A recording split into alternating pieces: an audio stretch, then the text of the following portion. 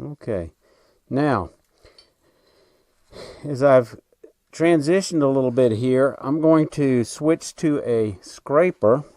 Okay, now what I've done is I've gone and gotten a negative rake scraper, put a fresh burr on it, and I don't know if you can see, but I've got some bruise marks here and here as those two surfaces come together. I'm going to see if I just can't blend those just a little bit. And I think what I want to do, I'm going to hold a piece of sandpaper. All right, I'm going to use this stiff-backed 180 grit just to kind of brace it a little bit. We'll see how that works. So I'm going to hold this up on its edge.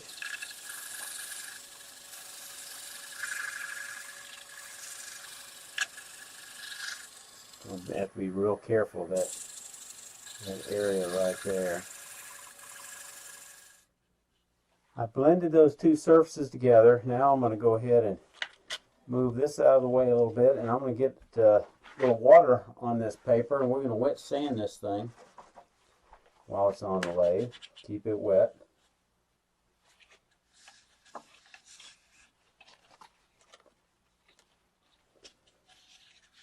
Because this is going to be too thin and too delicate for us to easily sand once we get it off the lathe. So I'm just going to do this.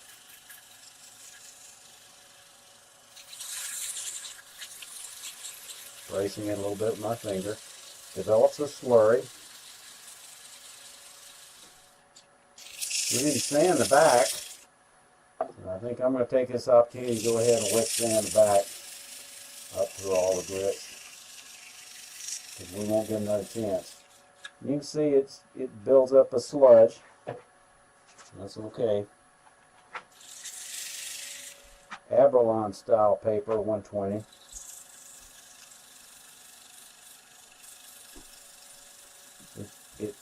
Wonder Weave. It keeps it very cool, and the sludge comes on through, and it's easy to wash out.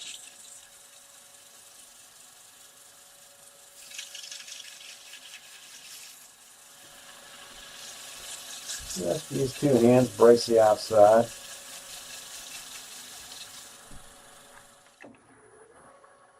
Again, using that 3/8 inch bowl guide.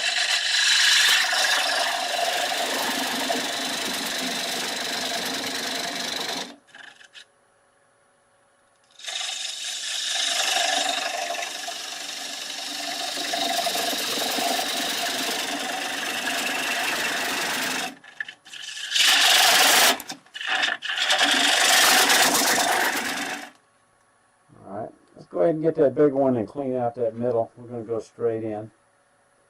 I'm just going to do this. This is side grain, so it doesn't fight us like the end grain does.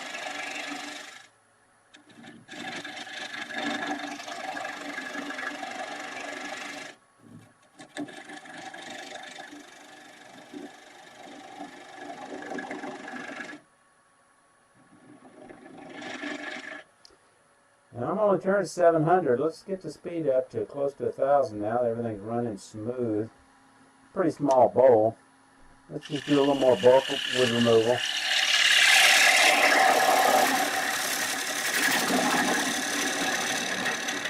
Now, because this is green wood, we need to stop and tighten the chuck periodically, because wood moves. Let's take that spindle gouge again.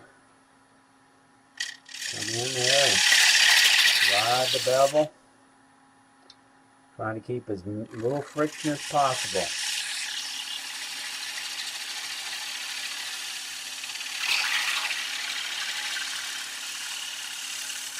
Now let's stop and look at it, or feel it rather.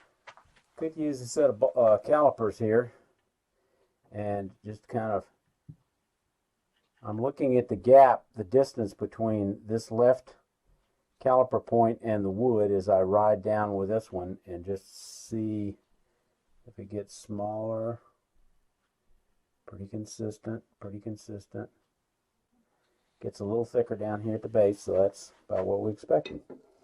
All right, now as we get further into the bowl, I'm going to switch gouges, and I'm going to go to a kind of a bottom feeder grind, a very traditional grind on a U-shaped flute. This is 3/8, and we're going to start coming across and removing some of the wood with this way, with a bulk wood removal.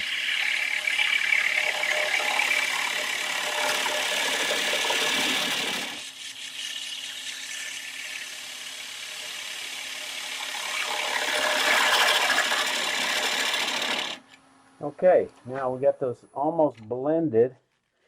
Time to get a little more water on them and do a little sanding. Looking for dry spots on the back to soak. And there are some. We got to get it before the water starts getting slung out of the cells and start changing shape on us. Want to keep it wringing wet.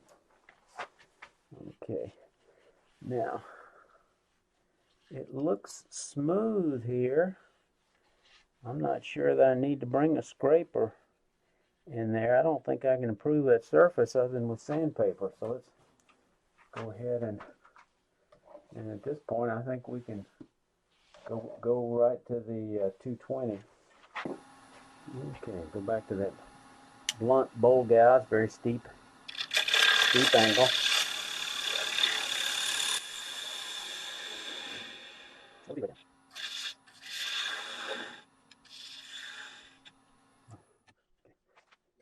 Here we are.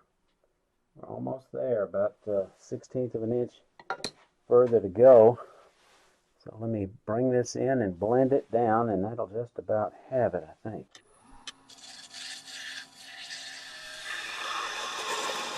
All right, now that I'm down in the solid part, I'm going to skip the spindle gouge for the very middle and go back to that bowl gouge.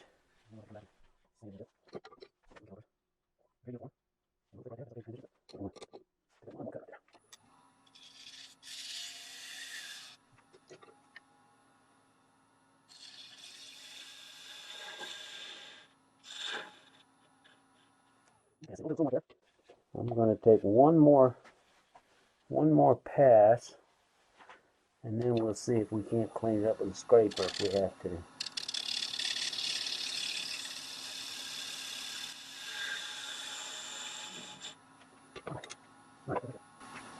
Bit more water on it.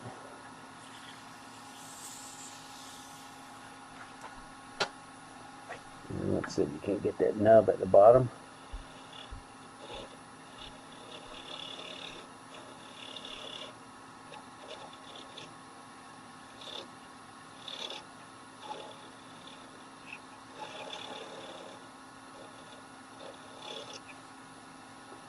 Now I see just a bit of a ridge here and here. Those are the ones I'm going to try to straighten out with that shear scrape.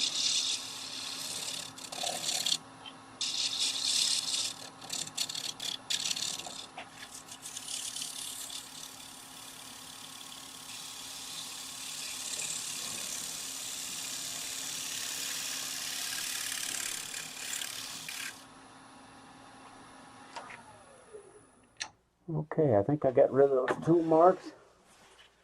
Now, nothing that little judicious sanding I think won't take care of.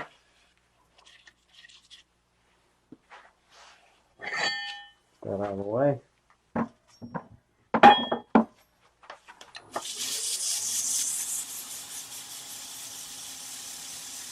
This is the 120 grit,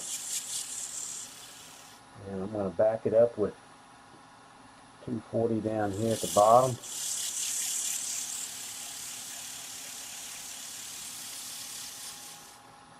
Let's slow the lathe down a little bit for sanding. It's probably going a little faster than I need. It's not going to overheat with this water though.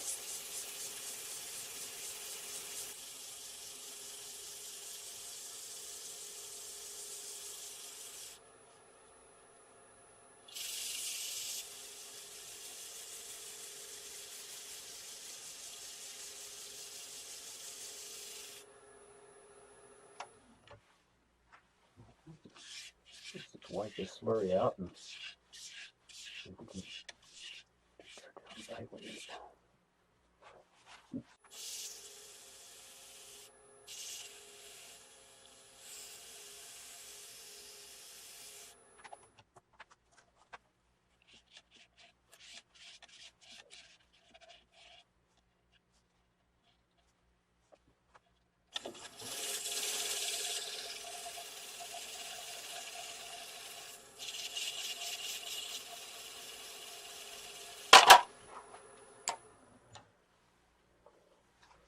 Well, I was pressing too hard. Let's take a moment to look at this. I was pressing too hard and it broke.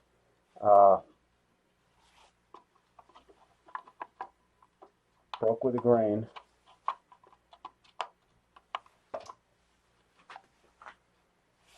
And now I know some of y'all are going to want to say, oh yeah, you can repair that. No, you don't repair these. Just use it as a learning experience. But I'm very pleased when I look at it.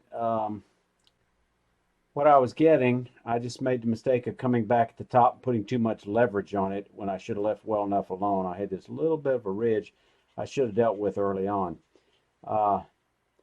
But I guess what I'm telling you is challenge yourself. Try to turn thin. Sometimes you just got to expect some failures, and I think if you don't have some, you're not pushing hard enough. And the whole purpose of this exercise is a confidence builder. Not that you're going to get a lot of confidence from losing a lot of bowls, but learning how to do it, learn the process, and keep at it until you can get it. And then you've got a real sense of accomplishment. But keep on pushing. Don't stop with real thick bowl walls, and have fun. I welcome your comments below. Y'all stay safe. Come on back here.